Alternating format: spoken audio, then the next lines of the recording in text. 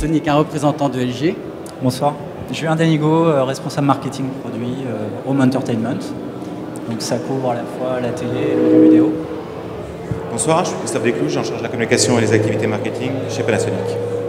Vous avez Patrick Pierre Garcia. Oui, oh là là, mais j'ai la voix plus forte que les autres, moi. Bonjour, bonsoir, coucou. J'avais promis de le faire, donc je le fais, voilà. Oui, donc je travaille au numérique, je m'occupe du Blu-ray, de la télé, de tout ce qu'on veut me faire faire, voilà, je fais tout, voilà, c'est tout ce que je peux, dans tous les cas. Et je suis très engagé, en fin de compte, avec tout ce qui se passe au niveau des télécinémas, des films, ce qui se passe à Hollywood. C'est pour ça que la 4K est quelque chose qui me passionne énormément, et j'espère qu'on va en parler avec ces deux messieurs ici, et les gens de chez Sony qui vont se pointer. Et donc moi je suis Vincent Alzieux, des numériques aussi. Je fais plus vraiment de tests, mais j'interviens un petit peu sur tout. Voilà. Donc si on peut se donner encore juste 30 secondes, le temps que la personne de Philips arrive, elle vient de son stand, normalement le chemin est court. Alors sinon, pour donner un petit peu le principe d'aujourd'hui, c'est vrai que la question, on en a parlé un petit peu avant même que ça démarre officiellement, elle peut paraître un peu provocante. Nous faut-il du 4K, du 8K, de l'OLED? En fait, l'idée c'est, on a vécu tout un enchaînement de technologies sur les téléviseurs. Si on reprend de 10 ans en arrière, on avait tous des téléviseurs cathodiques chez nous et finalement personne s'en plaignait trop, si ce n'est l'encombrement, et au prix du mètre carré à Paris, il y a peut-être de quoi s'en plaindre quand même. Mais en dehors de ça, il y avait quand même une qualité d'image chouette dont on ne se plaignait pas énormément. Par la suite quand même, on est passé d'abord au téléviseur plat, au téléviseur HD, le Full HD. Ensuite sont arrivées les premières fonctions connectées, la 3D passive, active. Et finalement, on peut avoir l'impression d'un excès de technologie en un temps extrêmement court. Et là, sur un intervalle de temps qui est relativement court, parce que si on parle même du 8K qui semble être l'échéance la plus lointaine, on nous évoque 2020. Donc là, sur 8 années qui viennent, il semble que les téléviseurs passent d'une définition de grosso modo 2000 pixels de large à 4000, puis 8000. On parle carrément aussi de nouvelles technologies, d'un passage du LCD vers de l'OLED. Le tout pouvant éventuellement être mixé, effectivement, parce que l'OLED aujourd'hui n'existe qu'en Full HD, mais il est évident que dès l'an prochain, a priori, on verra en 4K. Est-ce que ces nouvelles technos vont être nécessaires, ou est-ce que il y a quand même, voilà, quelles sont les promesses en fait derrière, et est-ce qu'il y a une utilité? Et pour ça, en fait, ce sur quoi je voulais d'abord revenir, c'était sur les progrès qu'il y a eu en 10 ans, et le fait que même si on a couru après des nouvelles technologies, c'était pas en vain. Le fait qu'on ait aujourd'hui des téléviseurs Full HD avec les technologies qu'on connaît, il est indéniable que la qualité d'image a considérablement progressé. Pépé, tu testes également des télés depuis des années? Bah oui, parce que je suis quand même très vieux, quoi. J'ai commencé avec les catholiques. Non, oui, l'évolution, je crois que l'évolution est logique, elle est normale, mais moi j'ai un autre point de vue peut-être que mes petits copains à côté, qui ont parlé tout à l'heure de marques, de Sony et autres. C'est que moi j'ai l'impression que tout ça est un peu guidé par ce qui se passe aussi au niveau du cinoche, parce que je crois que ça bouge beaucoup à Hollywood, et qu'au début, par exemple, quand j'ai commencé à bosser il y a 20 ans, Sony était les premiers à vanter les télécinémas haute définition et autres, et a commencé à pousser sur la HD. Donc du coup, il y a une chaîne qui s'est créée derrière avec plein d'idées en disant oui, on commence à parler de télécinéma haute définition, donc il va falloir que les matériels le fassent. Ce qui se passe maintenant, c'est qu'on parle de 4K au niveau de chez Sony, on parle de 4K avec Spider-Man et autres, et que derrière, Sony a certainement une idée, c'est de dire bon, ok, moi je suis à Hollywood, je fais des films qui sont en 4K, et bien on va faire une chaîne numérique qui sera aussi en 4K, ou même en plus, peut-être pour plus tard. Il y a toujours une étincelle à la base, et je pense que quelque part, de mon point de vue, bien sûr, c'est toujours un peu l'étincelle des programmes et du cinéma. Donc après, les gens qui sont ici pourront peut-être avoir une autre idée, mais à la base, c'est le divertissement. Si le divertissement évolue en qualité, il faut que la chaîne suive derrière, et à ce moment-là, les marques entrent en piste. On sait très bien, par exemple, que quand le DVD a voulu être lancé, c'est Toshiba qui s'est investi dans le DVD. Pourquoi? Parce que Hollywood avait dit, bon, je veux que le DVD soit ci, ça, et les Japonais ont pris le cahier des charges, eh bien on va le fabriquer. Donc voilà, il y a toujours un truc, il y a toujours l'idée de la base de divertissement qui évolue après vers les téléviseurs, et donc l'évolution des téléviseurs. C'est pour ça que je pense, je ne sais pas ce qu'en pensera Vincent, mon cher patron, je pense qu'il est inévitable que la HD évolue maintenant, dans 1 an, 2 ans, 3 ans, 4 ans, mais c'est inévitable. Alors, peut-être déjà dans les premiers... Alors, si, très bien. On a cette chaise. Donc voilà, la personne de chez Philips, peut-être je vais vous laisser vous introduire. Oui. Bonjour, excusez-moi, je suis en retard. François Caroff, directeur marketing pour Philips. C'est bien, donc welcome. Déjà sur l'évolution peut-être depuis 10 ans, est-ce que vous voulez bien juste revenir sur peut-être ce que ça a changé au niveau des téléviseurs, à la fois en qualité, peut-être même en consommation. Il y a peut-être d'autres usages, enfin d'autres idées de tout ce que ça a apporté en 10 ans. Alors effectivement, bon, le téléviseur a énormément évolué et évolue de plus en plus rapidement. Les cycles de vie des téléviseurs se sont raccourcis. On est passé de la HD écran plat, il y a de cela quelques années maintenant, aux alentours de entre 2004 et 2007 par là. Ici on arrive avec en fait une technologie donc 4K qui va nous apporter une meilleure définition en fait au niveau de l'image et toujours plus de divertissement. On a beaucoup parlé, effectivement, Pépé l'évoquait, de chaînes dans ce divertissement, avec les majors américaines qui tournent certains pilotes en 4K. Aujourd'hui, en fait, pour nous, industriels, la contrainte que l'on va avoir, au-delà de fournir au marché des écrans qui soient aussi commercialisables, c'est-à-dire avec des standards de prix qui rentrent dans les prix du marché, des tuyaux qui vont pouvoir en fait acheminer aussi ce contenu, que ce soit le câble, le satellite, et pourquoi pas demain le hertzien avec l'arrivée de technologies, de nouvelles technologies d'encodage que sont à la fois le DVB-T2 et l'HEVC. Alors moi, un petit peu comme Pépé, ça fait longtemps que je suis dans le monde de la télé. Et effectivement, tous les constructeurs, depuis 80, on va dire 18, l'arrivée des écrans plats, les constructeurs ont été toujours la locomotive des avancées technologiques. On l'a vécu avec la HD, avec la Full HD comme vous le disiez. On l'a vécu avec la 3D. Alors la 3D, je pense qu'on peut en toucher deux mots. Ça a été vu par le grand public et par la presse comme un demi-échec. Technologiquement, je pense que les groupes qui sont là sont toujours prêts à amener de la technologie, à avoir de la meilleure définition possible. Maintenant, il ne va pas falloir qu'on aille beaucoup trop vite par rapport au contenu. Alors il est clair qu'il y a des tests sur de la 4K. Nous, à l'IFA, chez Panasonic, on a montré du 8K. Maintenant, il va falloir peut-être que le contenu suive. Et pour que le contenu suive, déjà, c'est de la production, c'est des coûts très très importants. On l'a vu sur les retransmissions de sport, par exemple. Il faut savoir que nous, on a produit Roland Garros en 3D. Il faut savoir que le coût de production en 3D, c'est 2,5 fois le coût de production d'une captation en 2D. Donc il faut également qu'il y ait des consommateurs qui soient prêts à payer un peu plus le contenu pour pouvoir profiter de la 3D, enfin demain de la 4K, de la 8K, du 8K, pardon. Donc oui, on est toujours prêt à lancer des nouvelles technologies. C'est pas ça le gros casse-tête, c'est quid du contenu et est-ce qu'on va pas un petit peu trop vite par rapport à ce que les producteurs peuvent produire et surtout financer. Donc la question finalement c'est, aujourd'hui on a un niveau de qualité qui a considérablement progressé. Est-ce que, avec les nouveaux formats qui arrivent, est-ce qu'on nous promet un nouveau saut en qualité comparable? Est-ce que ça va suivre derrière? Est-ce que le changement de qualité sera le même que celui qu'on a vécu en fait en passant de la basse définition à la haute définition actuelle? Est-ce qu'on risque d'avoir la même claque visuelle? Si on parlait un petit peu de qualité d'image et pour reprendre un petit peu ce qui a été dit, mais la grosse difficulté qu'on a eue en passant déjà à l'écran plat, c'était d'assurer la même qualité d'image que sur les tubes. Et je pense qu'on peut dire aujourd'hui qu'il nous a fallu un petit peu de temps avant d'arriver à ce niveau-là. Donc quelque part, la puissance c'est bien, mais encore faut-il la maîtriser. Et on parle souvent de la qualité d'image, mais c'est difficile à quantifier. Et la qualité d'image, c'est du mouvement, c'est de la colorimétrie, c'est pas mal de choses qu'il faut aujourd'hui bien gérer. Et quelque part, ces nouvelles technologies qui nous sont offertes, si on n'arrive pas bien à en tirer vraiment le maximum, on peut avoir un effet déceptif quelque part. Donc on a aujourd'hui des démonstrations qui permettent de donner beaucoup de promesses, mais il faut avoir conscience qu'aujourd'hui les formats ne sont pas là tous en natif. Donc il faudra s'assurer que ces produits seront aussi capables de pouvoir diffuser de manière tout à fait qualitative l'ensemble des contenus.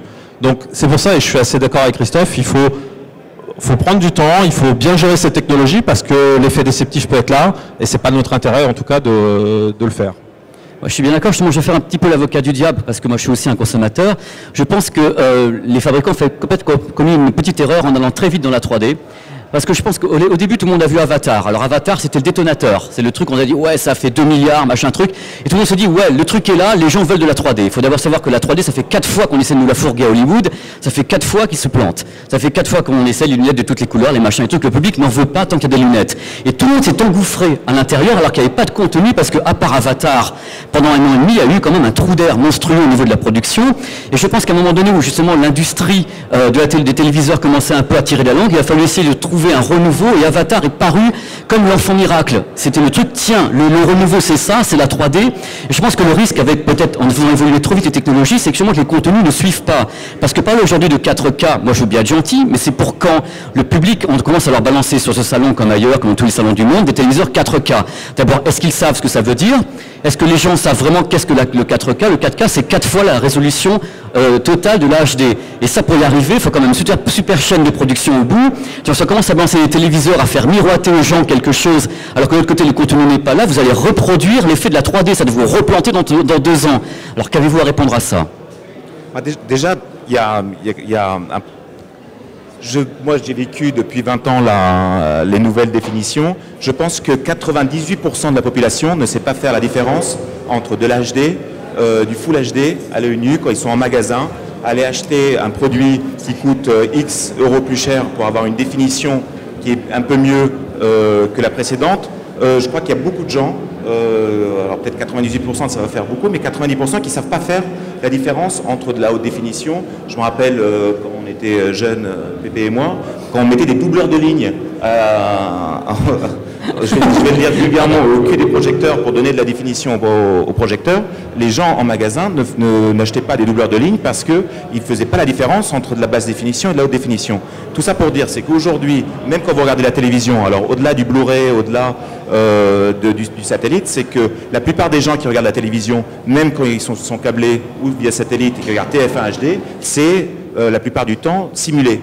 Donc, est-ce que les gens, sont prêts à faire la différence et à mettre plus d'argent pour avoir une meilleure qualité d'image, et deux, est-ce que les producteurs ont envie de payer plus cher pour finalement un ressenti du consommateur, du téléspectateur derrière sa télé, en dehors du fait que la personne achète un Blu-ray 4K ou 8K et qui regarde un film qui sera produit avec cette qualité d'image-là. Voilà, est-ce que le consommateur est prêt à faire la différence au niveau de la définition? Alors si je reviens sur des questions très concrètes, donc LG fait partie des pionniers en matière d'OLED. Est-ce que l'OLED va vraiment devenir une réalité? Peut-être à quelle échéance? Et qu'est-ce que ça va changer selon vous déjà par rapport à la qualité d'image actuelle? Pourquoi on irait vers l'OLED? Alors déjà, j'aurais bien aimé répondre à Pépé sur la 4K. Je considère en fait que cette 4K, indirectement, comparée à la 3D, c'est quelque chose qui reste en fait dans une approche logique et linéaire sur le fait de regarder la télévision. Il y avait cette contrainte de lunettes qui nous plongeait en fait aussi dans une nouvelle façon de regarder la télévision et d'avoir une nouvelle expérience en fait grâce à cette 3D, qui était peut-être un frein aussi pour certains spectateurs, certains consommateurs. L'UD ou la 4K, en l'occurrence, va simplement améliorer, et de façon drastique, encore une fois, parce qu'on parle de 4 fois la résolution Full HD, cette qualité d'image qui est l'un des critères clés dans l'achat d'un téléviseur aujourd'hui. C'est là où je vais boucler sur la partie OLED, en fait, puisque l'OLED est, selon nous, au sein d'LG, l'évolution naturelle de la technologie LED.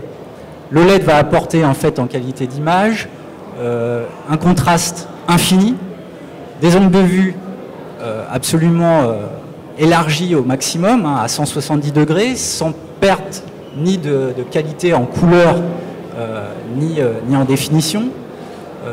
Cette technologie va aussi nous apporter en fait des designs extrêmement réussis, puisqu'on sera sur quasiment 4 mm d'épaisseur au niveau du produit, et on n'a pas cette contrainte indirectement sur des contenus natifs, puisque là on est véritablement sur de l'existant. Donc je pense, une fois que la technologie sera maîtrisée d'un point de vue industriel, qu'elle va véritablement émerger sur le marché des téléviseurs. J'ai une petite question, parce que là on parle de LED, de 4K, mais vous, dans l'esprit des constructeurs, vous voyez ça à quelle échéance? Parce que moi, je me passe du consommateur, je me dis, ça a l'air d'être très loin tout ça. C'est quoi dans votre tête exactement? C'est 1 an, 2 ans, 3 ans, 4 ans, 5 ans, c'est quoi? Alors, LG effectivement a été pionnier sur l'OLED en lançant sa technologie White OLED et en l'annonçant très fortement dans la presse récemment. On a un tout petit retard industriel pour stabiliser en fait nos sorties produits en bout de ligne. On escomptait en fait avoir quelques produits sur cette fin d'année pour les fêtes de fin d'année. Il se trouve que la commercialisation de façon massive, si je puis dire, interviendrait plutôt sur le tout début d'année 2013, à horizon février par là. Ça c'est le premier point.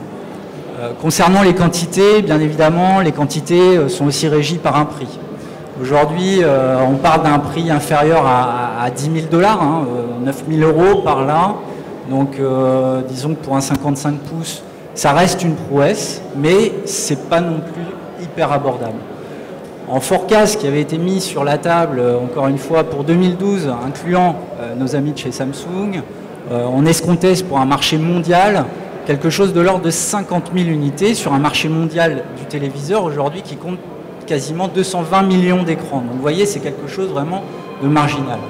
Donc je pense qu'une date autour de 2014-2015 pour avoir en fait une volumétrie qui soit significative me paraît être la bonne échéance.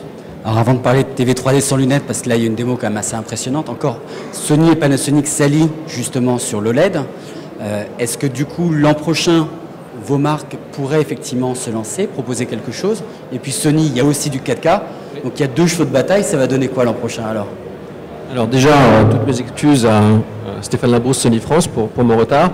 Alors le 4K, pour répondre à la deuxième partie de votre question, c'est très bientôt une réalité pour nous, puisqu'on a un nouveau produit qui sera commercialisé dès la fin de l'année. Ça reste évidemment, je suppose que mon collègue de chez LG en a parlé, un produit d'exception, mais c'est pour nous une tendance forte que de pouvoir offrir à nos consommateurs l'ultra haute définition. On sait que ça fait du sens à partir d'une certaine taille, d'écran, sans doute au-delà de 55 pouces aujourd'hui, et c'est une tendance forte aussi que d'augmenter les tailles d'écran. Ça présente un deuxième avantage, c'est de pouvoir se rapprocher de l'écran, puisque pour pouvoir profiter de cette finesse-là, il faut pouvoir se rapprocher de l'écran. La Full HD aujourd'hui, vous avez une limite à la distance que vous devez respecter à l'écran. Avec l'ultra haute définition, on va pouvoir encore se rapprocher de l'écran. Donc, en quelque sorte, on va pas devoir pousser les murs, on va pouvoir néanmoins garder une distance raisonnable à l'écran. Et puis aussi, vous en profitez déjà à la 4K, vous le savez sans doute, puisque la chaîne de valeur, on va dire cinéma, utilise déjà la 4K. On en est fournisseur, hein, puisqu'au Hollywood, nos caméras sont utilisées déjà pour restituer la 4K. Et donc quand vous allez en salle de cinéma aujourd'hui, ne serait-ce que pour profiter de la 3D, vous avez plus de 2000 salles qui sont équipées en projection numérique aujourd'hui quand vous allez au cinéma. Et beaucoup d'entre elles sont équipées en vidéoprojecteur 4K, puisque c'est aujourd'hui la seule façon de restituer de la 3D, j'allais dire, en Full HD. Donc la 4K ça existe, la 4K en cinéma ça existe, et ce sera sans doute d'ailleurs la première façon d'en profiter avec ces nouveaux écrans 4K. Ce sera de façon dématérialisée, donc on n'est plus sur un contenu linéaire, on est sur un contenu de type, on va dire, cinéma ou Blu-ray, où vous allez voir dès l'année 2012 plusieurs dizaines de titres Blu-ray qui ont été ce que l'on appelle remasterisés en 4K, donc ils profiteront du contenu natif tel qu'il a été tourné en 4K, et la possibilité ensuite, à partir de téléviseurs tels que le téléviseur Sony 4K, grâce au convertisseur intégré qui va convertir la haute définition en ultra haute définition, de restituer cette qualité native 4K. Non, mais je suis obligé de vous arrêter, parce que... Non, là, je suis obligé de vous arrêter. Je suis désolé, je vous aime bien, je vous arrêter. Si vous avez un Blu-ray qui est haute définition, vous pouvez toujours lui mettre une source 4K à la base qui sera repassée en HD. C'est pas que vous allez faire un upscale, vous allez retrouver des informations qui sont manquantes. Si elles ne sont pas sur le Blu-ray, vous ne les retrouverez pas après. Du 4K, c'est du 4K. Le Blu-ray, c'est 2 millions de pixels. La source, c'est 8 millions de pixels. Il y en a bien 6 millions qui virent. C'est vrai, mais vous n'allez pas les retrouver en faisant ça, jeune homme de bonne famille. Je vous invite vous l'avez vu à la démonstration, vous verrez quand j'ai vu ce que vous m'avez montré, on ne peut pas, c'est comme si vous dites qu'un DVD a l'image d'un Blu-ray, un DVD n'a pas l'image d'un Blu-ray, le Blu-ray c'est le Blu-ray, le DVD c'est le Blu-ray, le DVD c'est le DVD. Monsieur, c'est pas possible, je peux pas vous laisser dire ça, je peux pas. Alors, en tout cas, une chose est sûre, c'est qu'en fonction de la qualité de la source, la restitution sera meilleure. Et donc, plus la qualité de la source est grande, plus la source est toujours 2 millions de pixels, quelle que soit la source de base. Point. La semaine dernière, dimanche, vous aviez fait honneur au salon de SPAT. Attendez, je vous tiens le micro. Ok. Dimanche dernier, donc au Novotel, vous avez fait l'honneur de venir sur l'invitation de SPAT et vous avez fait des démonstrations, et y compris vos copains JVC sur un Blu-ray qui était encodé en 4K, qui a été... attendez, je continue. Et ensuite mis sur le Blu-ray en 1080. Donc, et ils essayaient comme ça à faire des démonstrations. Regardez, là c'est en 2K, là c'est en 4K. Vous voyez la différence? Personnellement, j'ai pas vu la différence. Moi, désolé, l'affaire Armstrong, j'en ai marre, j'en veux pas. Arrêtez de dire que copier une image, c'est meilleur. Non, je suis désolé. Moi, je dis, quand je suis à la maison, regardez, ça, c'est une image Blu-ray, c'est du 1080. J'ai un lecteur qui est parti de super intelligent que Monsieur Alger, qui est un BH200. Et avec le QHD, on dit que le DVD est magnifique. Je suis désolé, j'étais obligé d'enlever mes lunettes parce que j'avais mal aux yeux, parce que ça faisait mal aux yeux. Donc voilà. C'est formidable. Non, c'est bon. Natif et pas natif. Alors du cas natif, on en a encore à la démonstration technologique. Pour ceux d'entre vous qui sont allés à l'IBC à Amsterdam il y a quelques semaines, on a montré une première transmission native en 4K. Ça demande aujourd'hui des contraintes technologiques assez fortes pour pouvoir le diffuser. Et sans doute que les premières façons de diffuser seront le satellite, donc ça arrivera sans doute ensuite, après normalisation dans les foyers en France. Donc c'est vrai qu'on en profitera avant tout de façon dématérialisée, et puis demain, pourquoi pas, une fois normé, mais je pense qu'on parle de moyen terme. OLED, Sony, Panasonic. Alors pour répondre à cette première partie de question, l'OLED chez Sony c'est déjà une réalité, puisque si vous parlez de notre gamme professionnelle encore une fois, toute notre gamme professionnelle est en OLED. On n'a pas un seul produit de notre gamme moniteur professionnel qui n'est pas en OLED, donc on sait l'industrialiser. Pour reprendre les propos de mon confrère de chez LG, c'est vrai qu'on sait l'industrialiser aujourd'hui à partir d'un certain prix pour une certaine volumétrie de marché, donc on est sur une volumétrie de professionnels. Est-ce que demain on saura le faire en grand public? Sans doute. C'est une technologie parmi d'autres que l'on étudie aujourd'hui chez Sony. On a montré aussi d'autres technologies qui pourraient remplacer le LCD tel que le cristal LED chez nous. C'est évidemment quelque chose qu'on étudie puisqu'on se doit d'avoir ce type de technologie présent le plus rapidement sur le marché lorsqu'elle sera viable industriellement pour un marché de masse. Alors, avant de vous donner la parole, j'ai encore une question là, cette fois-ci sur Philippe, parce que là, il y a une démonstration d'un téléviseur 4K 3D sans lunettes. Or, si je reprends un petit peu le discours des années précédentes, pour moi, la 3D sans lunettes, ça allait arriver avec le 8K plutôt, c'est-à-dire après 2020. Là, il semble que les échéances se raccourcissent considérablement. Vous êtes sur un cycle beaucoup plus court finalement pour le lancer. Alors, techniquement, on le maîtrise. Alors, peut-être pas complètement de manière absolue pour en faire un produit commercialisable aujourd'hui, mais il ne reste pas grand-chose. La problématique, elle est très claire, c'est la source en tant que telle, parce que c'est un produit qui a quand même un certain premium.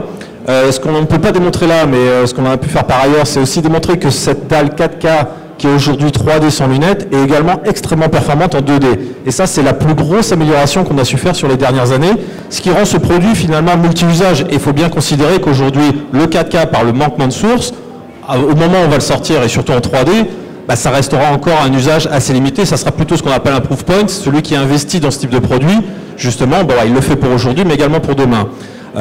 Donc on est relativement prêt, mais à la même question qu'on pourrait se poser sur le 4K ou sur le OLED, en ce qui nous concerne nous, c'est finalement la maîtrise de toutes ces technologies qui est importante. Et on a peu parlé du design, et c'est vrai qu'aujourd'hui le design, on le considère un peu comme une contrainte parce que ça nous impose à nous de trouver des solutions encore plus innovantes pour arriver à maintenir cette qualité d'image. Et en ce qui nous concerne, nous, pour continuer à véhiculer ce qui nous fait la différenciation par l'Ambilight, qui est le système de rétroéclairage à l'arrière, qui est un élément différenciant au niveau du design. Donc je dirais qu'aujourd'hui, la 3D sans lunettes, on la maîtrise. C'est quelque chose qu'on peut imaginer d'ici un an, en ce qui nous concerne. Mais encore une fois, on sera dépendant de la source et qu'aujourd'hui, ça n'aurait pas beaucoup de sens d'aller faire, au-delà des démonstrations, un produit commercialisable qui restera relativement cher. Alors, je voulais juste dire, nous à l'IFA, on a montré un écran en 8K. Pourquoi on l'a montré en 8K? Déjà parce qu'on travaille avec NHK, mais j'imagine que Sony également. Il faut savoir que dans la boîte à idées à la NHK au Japon, c'est qu'ils vont sûrement faire l'impasse sur la 4K pour passer directement en 8K. Enfin, c'est ce qu'ils nous ont expliqué, parce que faire un passage par la 4K en sachant que le 8K serait prêt techniquement dans 2-3 ans, voire il est déjà, mais avec des prix plutôt abordables, fait que la NHK, en particulier, ne pourrait pas réinvestir dans des caméras 4K natives pour après remplacer ces caméras-là en 8K, parce que forcément, ça coûte énormément d'argent. Donc c'est ce qu'on disait un petit peu tout à l'heure, c'est que ça devient une course un peu à la techno, et ça me fait beaucoup penser aux appareils photo, à la course aux pixels. On a démarré avec des appareils photo à 4 millions de pixels. Maintenant, si on n'a pas 40 millions de pixels, on n'avait pas une marque de photo, ce qui ne sert pas à grand chose, sauf d'avoir des images absolument énormes à mettre sur le périphérique parisien. Donc revenons toujours à la même question, de quoi a besoin le consommateur? Qu'est-ce que le 8K va amener par rapport au 4K au consommateur? Il est vrai que nous, dans les démonstrations qu'on a fait en 8K à l'IFA, on est quasiment proche de la 3D, parce que la 8K permet d'avoir une profondeur de champ et un détail qui fait qu'on a quasiment de la 3D à l'œil nu, même si, attention, je ne dis pas que c'est de la 3D telle qu'elle, mais ça permet d'avoir de la ultra définition qui permettrait de pas se faire l'impasse sur la 4K. Alors, en 4K d'ailleurs, je signale qu'il y a 3 téléviseurs en fait qui sont présents sur le salon. Il y a donc le 4K 3D sans lunettes chez Philips, il y a le 4K chez Sony, mais il y en a un qui est moins mis en évidence, qui est également chez Toshiba, le ZL2. Ça vaut également le coup de se mettre dans les yeux. Alors, un dernier point à propos des téléviseurs, il y a aussi quand même les fonctions connectées qui sont en train d'en changer l'usage, et c'est... comme la 3D, certains disent que ça s'est planté, finalement ça s'est pas forcément planté, il y a eu beaucoup de choses, il y a des usages qui sont développés déjà. Alors, ça n'a rien à voir, déjà technologiquement, mais c'est l'usage de la télé connectée. Aujourd'hui, on a la moitié des foyers français qui sont équipés avec des box. On peut penser qu'il y a 30% de foyers qui regardent la télévision via une box d'une FAI, et qui donc, dès qu'ils activent ou qu'ils regardent un film en VOD, en SVOD ou en catch-up TV, utilisent déjà la télé connectée. Donc la télé connectée, c'est pas un gros mot où on se dit tiens, les téléviseurs c'est une rupture technologique. C'est pas ça, c'est que l'écran, enfin nous on en discute beaucoup entre nous au sein de nos syndicats, c'est un device en ce qui concerne la télé connectée, qui est un device parmi les autres, avec la tablette, avec les smartphones. Et aujourd'hui, les éditeurs, les chaînes ou effectivement les éditeurs de contenu proposent de plus en plus de services qu'ils appellent en deuxième écran. Donc on regarde le flux linéaire à la télé, ce que j'appelle le flux linéaire pour ceux pour qui je parle un peu chinois, c'est la télé, normalement le flux qui arrive, et avec une tablette, un smartphone, ont de la vidéo, des services délinéarisés, et donc qui permettent d'interagir avec ce qu'ils regardent. Donc la télé connectée, c'est déjà une réalité. Aujourd'hui, beaucoup de consommateurs téléspectateurs français utilisent la télé connectée déjà juste en regardant de la VOD, de la catch-up TV. Alors on va se repousser par la conférence suivante. Donc si on veut avoir un échange avec vous, c'est le moment de poser les questions. Je vais devoir interrompre le... Est-ce qu'il y a quelque chose qui vous interpelle, une question que vous avez en tête? Johan, je crains le pire. Non, c'est juste sur la dernière réaction. Parler de TV connectée quand on est juste sur un vecteur de diffusion numérique, je comprends pas trop en fait l'analogie. On passe de l'hertzien à de l'IP et du coup on aurait de la TV connectée, ça paraît pas la même chose, enfin pour moi. Je crois que j'ai pas compris la question. Quand on dit téléconnecté, on dit que le device, l'écran, est connecté au réseau. C'est pas donc par rapport à recevoir le flux linéaire d'une chaîne de télé, qu'elle soit en hertzien, en TNT, via le câble, via le satellite, ça c'est un autre débat. L'histoire de la téléconnectée, dans la façon dont on en parle, c'est le fait d'avoir un device qui est connecté au réseau, on va l'appeler Internet, et qui permet d'avoir des services qui sont délinéarisés. Donc c'est pas une question de savoir la télé connectée, c'est pour recevoir TF1 via le câble, via l'IP ou via la TNT. Dans notre façon de voir les choses, la télé connectée, c'est des services pour le téléspectateur qui sont au-delà de la télé linéaire. Il faut en profiter, vous les avez rarement comme ça.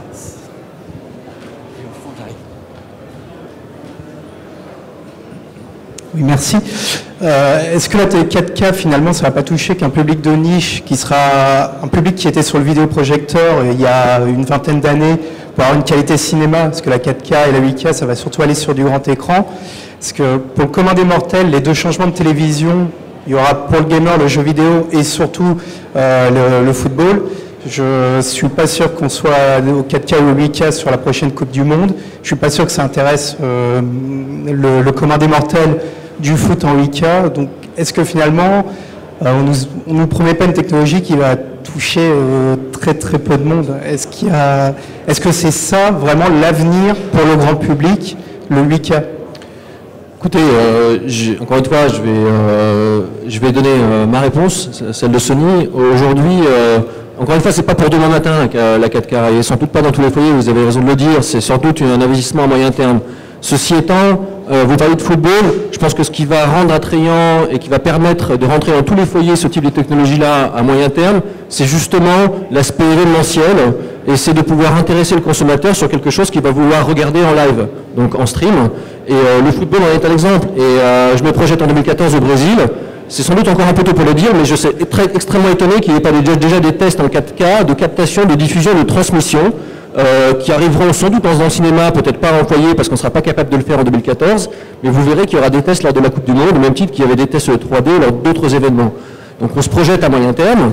Je pense que l'aspect immersif de la 4K, ce qu'il faut retenir, mon collègue de Panasonic le disait, c'est un vrai avantage consommateur. Alors effectivement, il va falloir l'amener en live, donc il va falloir pouvoir traiter toute la chaîne de diffusion et donc normer tout ça pour que ça puisse arriver jusqu'au consommateur dans son foyer. Mais clairement, c'est un axe de développement fort. Et pour en parler aux chaînes de télé de façon quasi quotidienne, on voit aussi un intérêt fort à l'ultra haute définition. Peut-être contrairement à ce que la 3D était lorsqu'elle est sortie, on le voit maintenant comme un avantage certes intéressant, mais c'est pas différenciateur, alors que l'ultra haute définition est vraiment un pas 4K ou 8K d'ailleurs vers ce que sera la consommation de la télé demain, ça sans aucun doute. Oui, alors je voulais juste déjà j'abonde effectivement sur ce que dit mon collègue de Sony. Ça reste cher, bien évidemment, comme toute nouvelle technologie. Aujourd'hui, LG met sur le marché un écran de 84 pouces UD à 15 000 €. Donc effectivement, compte tenu du prix, ça ne va pas intéresser tous les foyers français. Maintenant, ça reste l'avenir. Et pour répondre à votre question, il y a déjà eu des pilotes qui ont été faits par les chaînes, que ce soit la BBC au UK, donc sur les JO, mais également CBS en Corée qui a fait quelques captations 4K, et bien évidemment NHK qui est au Japon très très en pointe en fait sur ces captations très haute définition. Donc ça reste de toute façon l'avenir, et qui dit qu'au Brésil il n'y aura pas aussi quelques pilotes, ou pourquoi pas une finale de Coupe du Monde qui sera diffusée, alors peut-être pas sur l'hertzien encore, mais probablement sur du câble, du satellite. On a une question ici, peut-être une toute dernière après là-bas, en fait c'est la fin. Par contre, vous pouvez tout retrouver de toute façon sur les stands. Alors, une question importante, est-ce que vous n'avez pas trop peur de l'évolution de la téléphonie? Donc les nouveaux téléphones qui ont une qualité qui s'améliore de plus en plus, qui fait que les gens vont plus vers les contenus par ces moyens-là que la télévision. Est-ce que vous n'avez pas peur que cette évolution-là vous plombe un peu la vôtre? Alors, je vais peut-être répondre parce que je suis peut-être la seule marque aujourd'hui qui ne fait pas de téléphone, donc pour le coup, je pourrais être le plus inquiet. Et ça répondra aussi à une des questions avant sur la partie téléconnectée. Aujourd'hui, on va différencier quand même la télé du téléphone sur le côté nomade et individuel d'un téléphone par rapport à la télé qui reste un objet familial. C'est l'objet que l'on partage et que l'on va regarder tous ensemble. Donc, pour moi, c'est deux choses qui vont continuer à évoluer parallèlement, qui vont se croiser, parce qu'il y a une certaine convergence, c'est évident, mais ça reste vraiment deux approches différentes qui sont assez complémentaires. Et quelque part, pour répondre à la partie connectée, c'est ça aussi qui nous oriente vers le choix des services. Aujourd'hui, on cherche des services qui sont différenciants et qui s'adaptent à la télé et qui, finalement, ont du sens vis-à-vis de l'usage de la télé.